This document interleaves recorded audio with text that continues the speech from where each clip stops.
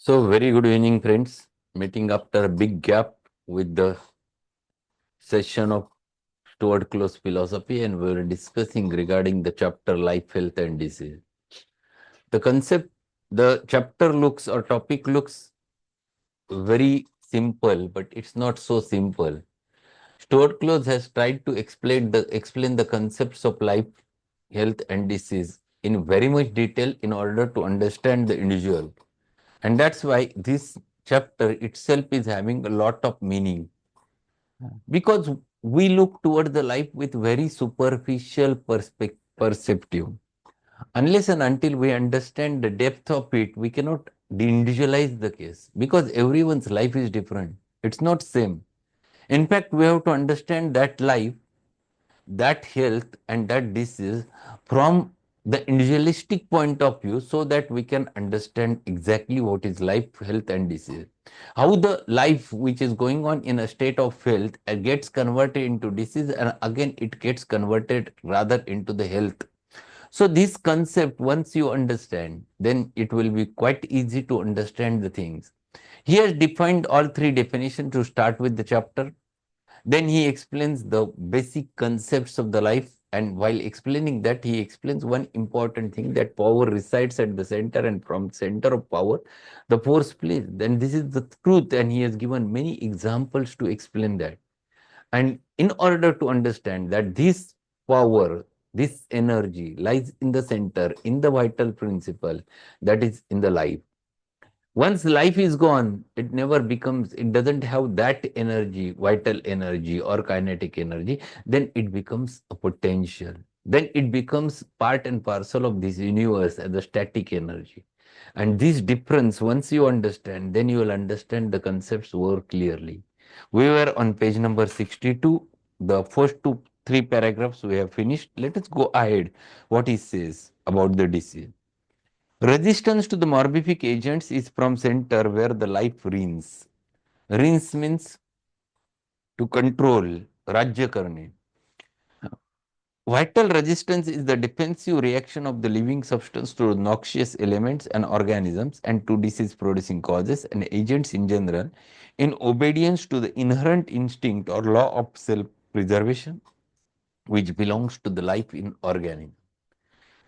See what he explains what is disease and from where this disease develops and why it develops.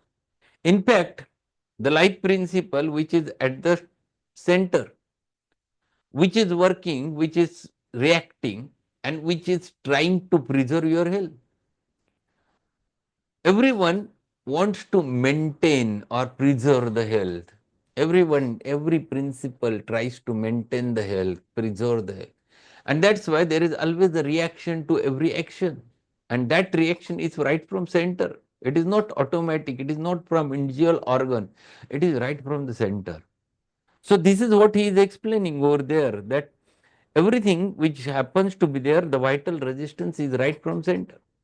For example, if someone is just removing the dust from your room, and they were brooming, and all of a sudden you are sitting over there, you get two or three sneeze, is the vital reaction given by your vital principle in order to preserve your health, that the inimical entity, the dust particles which tries to enter your body, gets thrown away. It is a instantaneous reaction which directly starts right from your center, right from your nervous system, right from your brain. This is center where the reaction starts. So center is more important in order to tackle everything. So what he says over there, vital resistance is the defensive reaction of the living substance to the noxious elements and organisms and to disease producing causes and agents in general, in obedience to the inherent instinct or law of self preservation which belongs to the life in organism. So law of self preservation, this is in fact nothing but the self entity. Your vital force main function is preservation, self preservation, and this, because of which your body always reacts to the situations. Whatever happens, there will be a reaction, instantaneous reaction. It is a resistance. So something tries to enter in your body reacts. So if something material which is inimical to your life enters in your body, body tries to throw it away through the vomitings in order to further self-preservation. So this is what he is explaining. And then he explains what is the concept of disease. Metaphorically speaking, metaphorically means by understanding the exact meaning behind it. Metaphorically speaking, disease is a resistance. Disease manifested by symptoms expresses the vital reaction and resistance of the living organism to the inroads. Inroads म्हणजे हल्ला. To the inroads of some injurious agents or influence. It is battle, a struggle, a costly and painful resistance to the invader. And this is what is the inflammation. Your body reacts to anything, anything inimical to your body. That is what is we labeled in modern science antigen. Once antigen enters in your body recognizes it and starts reacting with it. It produces the antibody. It either there are many varieties of reactions which develops over there. The inflammation is the result. Inflammation is itself is not a disease. Inflammation is a resistance against an antigen in modern terminology. And this is what the Close is explaining over there. So there is some invader which tries to enter in your body and your body fights against it. It produces some symptoms during that battle. It produces fever, it produces the swelling, it produces inflammation. It is painful, but it is a resistance. Unfortunately, what do? We stop the battle by giving the antibiotics. We stop that battle by giving anti-inflammatories. We stop that battle by giving antipyretics, and because of which the patient suffers from low immunity. The immune reactions which are happening inside gets disturbed because of it. And this is what one has to understand. If you are giving medicine, it stimulates the same reaction inside the human body and the human resistance wins. Strictly speaking, it is not against disease what we struggle, but against the cause of disease.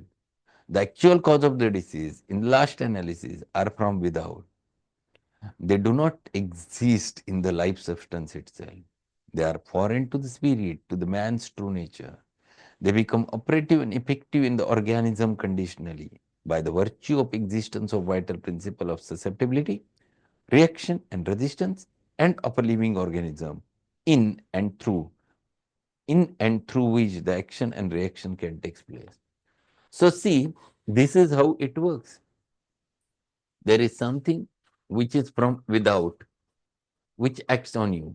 It is dynamic, either a material, anything, anything.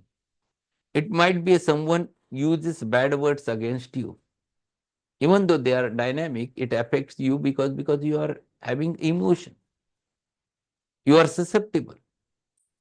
You are sensitive. So even those are the words, those are dynamic, those affects you and you starts reacting. So what happens? Will be a same thing, the action and reactions. So your body, your cell, your tissue starts reacting in the similar manner, even to the dynamic thing. In the similar manner, some material enters inside your body, your cells reacts in the similar manner because you are susceptible. There are changes in the environment and your body reacts. Your body reacts in order to adapt the situation, in order to for the self-preservation. But if this reaction is not according to the situation, you are diseased. Then you become diseased. So this is how it is getting converted from the state of health to the state of disease. But this disease itself is not a disease, it is a resistance. The manifestations comes out because of which we label that is a disease. But disease is prior to it. Disease is there inside yourself, your body. Disease is there inside you. Causes are there from without. Without means not from your body. Something from outside in the form of exciting cause, stimulates, and your vital principle reacts to that. And this is how a process of ease disappears and dis-ease develops. Order disappears and disorder develops. So, the concept he is making very clear that disease, for the disease, the cause is always from outside in the form of some exciting cause. The your vital principle, your vital force, your vital energy is reacting entity. If it produces a reaction which is adapting the situation, you remains in the state of health. If it is exaggerated or if it is too less, you are diseased. This is simple thing which you have to understand over there. And now he turns to understand more concepts about the matter and force. See, why he is explaining all those things? What is the reason? Why we want to understand all those concepts?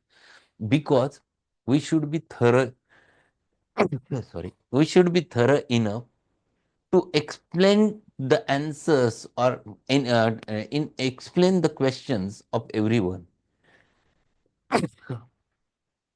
Sorry.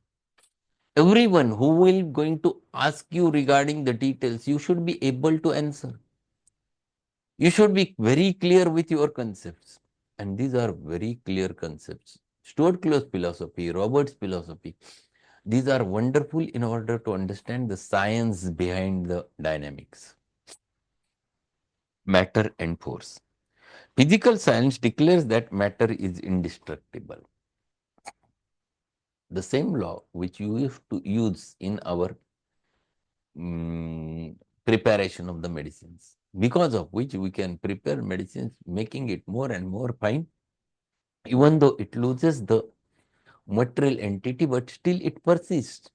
And that's why we prepare up to the CM potency, MM potency, DM potency. So physical science declares that matter is indestructible.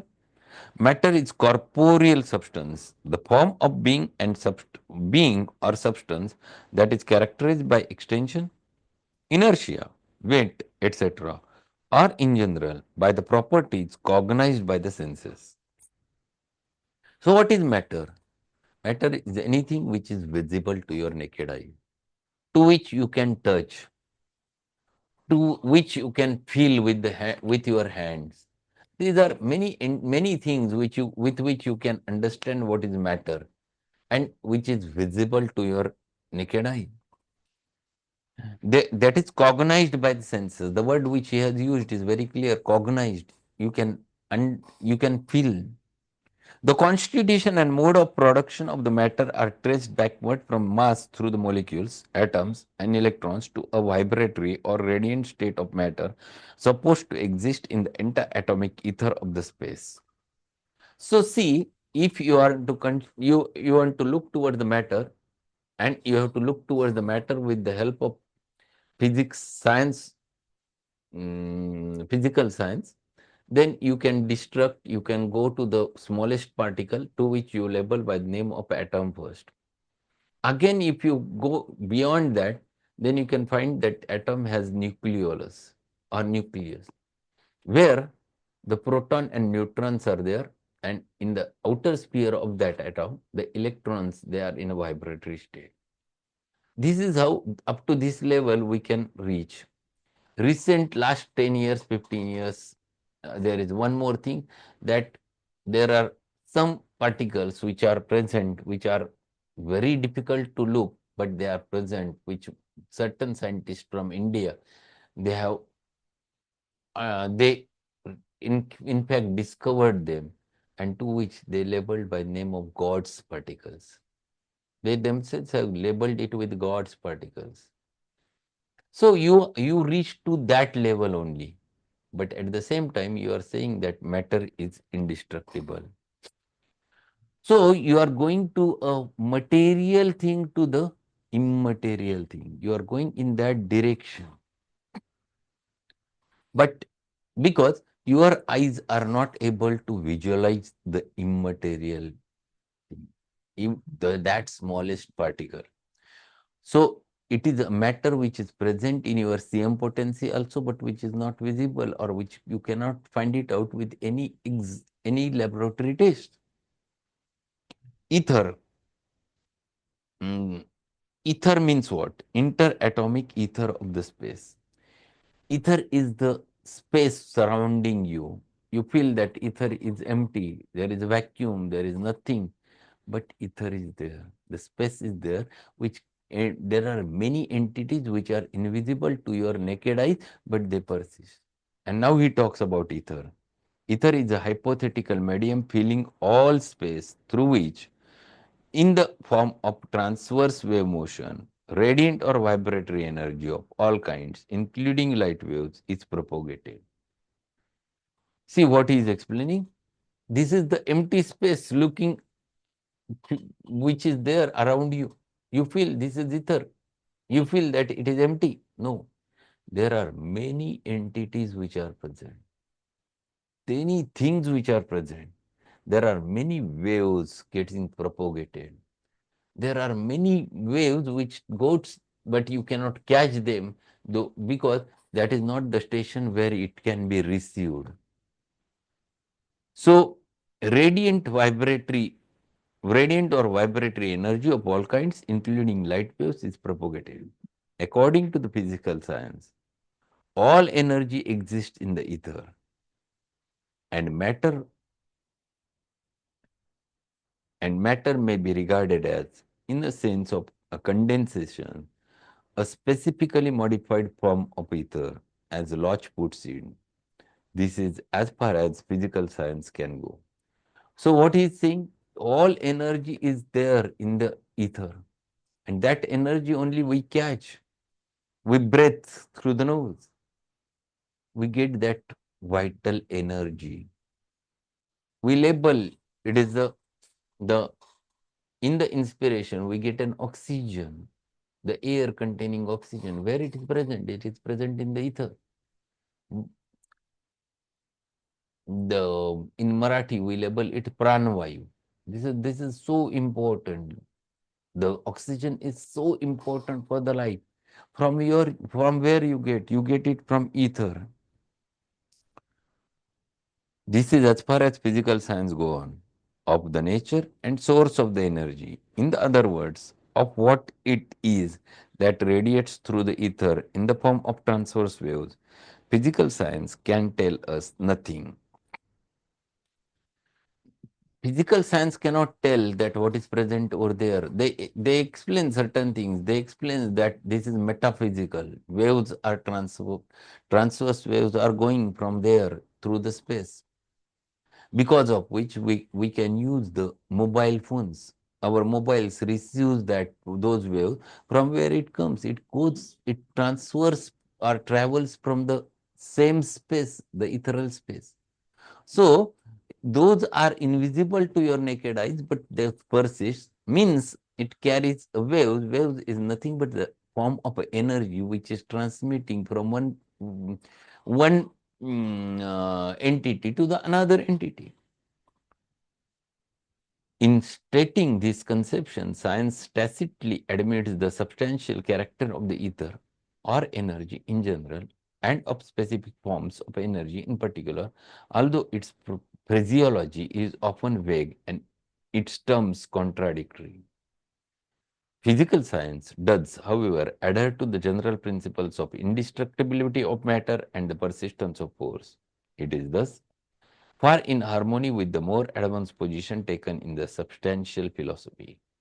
It is much to have arrived at that point in thinking. He is explaining the one important thing, substantial entity. Waves are there around you. They traverse through the ether, not visible to your naked eye. But if you want to understand, if you want to catch, for example, there are waves, sound waves, which are transmitting right from the center. Um, for example, radio center. From there, the sound waves are thrown away. And if you put on your radio on and it gets catched over there, in between medium was invisible. They were traveling from such a long distance within a fraction of a second, and they are specifically catched And that's why we say there are waves which are transmitted from the center to your radio. See, in between medium, even though invisible, it required a material entity to catch that waves. So without a material entity, the dynamic entity cannot be explained, and without dynamic entity, you cannot explain the importance of that material. And that's why it has a substantial value. Substantial means which considers both the things, dynamics as well as the material. Your mobile phone is material, but the waves which it catches is the dynamic. So it is mixed. The same is true with the human being. Human is again the same. Human being, you see the body is material. But what I am speaking, what I am talking, whatever the words which are coming out in the form of some waves and which are transmitting right from here, they goes into the ether. Then they are catched by the microphone over there that gets transmitted through the ether again. They reach to you. You catch it through your material, mobile, and then you listen to me. See, unless and until you consider the both aspects, the substance plus dynamics, it is not possible to understand anything in this universe. Physical science has a limitation because they look towards things only with physical aspect. And when it goes beyond their answer, they label it metaphysical. This is what he is explaining. Physical science does, however, adhere to the general principles of indestructibility of the matter and persistence of force. It is thus far in harmony with the more advanced position taken in substantial philosophy. It is much to have arrived at that point of thinking, but of incorporeal living substance, or the life, or mind, and intelligence as the primary source and the basis of all energy, current science has yet only a faint conception. Although more than one physical scientist has reached the conclusion that in the last analysis, all force is manifestation of will, and that every physical action is primarily a psychical action. Underline last sentence, which has meaning. Physical science never takes into consideration what is life, what is mind, what is intelligence, what is will, nothing. In fact, one of the physicists, which he has mentioned, that he has reached to that point that every physical action is primarily a psychical action and all force is manifestation of will. Just understand these two sentences. All force is a manifestation of will.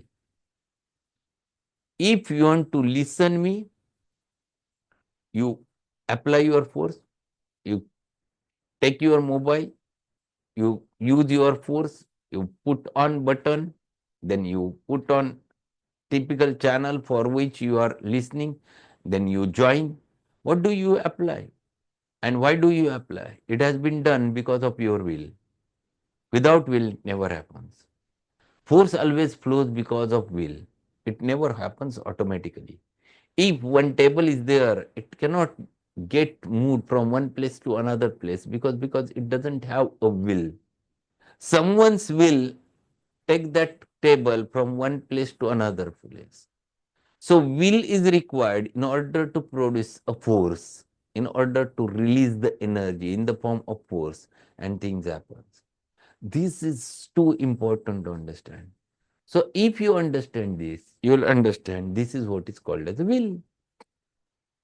This is the will which is important. That's why Kant says it is the most important entity. Will is most important because it is because of this existence is there, because of which we have become from one cellular organism to multicellular, well advanced human being. This is because of will. So will is the most important entity. The manifestation is the force. And second, every physical action is the primarily psychical action. So every physical action, your body reacts, has a psyche behind that, mind is behind that, will is behind that. And this is what he is explaining over there. So this is the depth of Close philosophy. And these are all things which we have to understand. If we understand that, anyone who asks you question, you are able to answer their question. And this is the need of the time. So my suggestion to all of you, always read this, understand the philosophy very clearly, so that you will never forget the thing. So we'll stop over here, and tomorrow we'll continue with the same chapter. Today evening we're going to learn one more remedy, a short remedy from the Allen's keynotes, that is the Melilotus alba.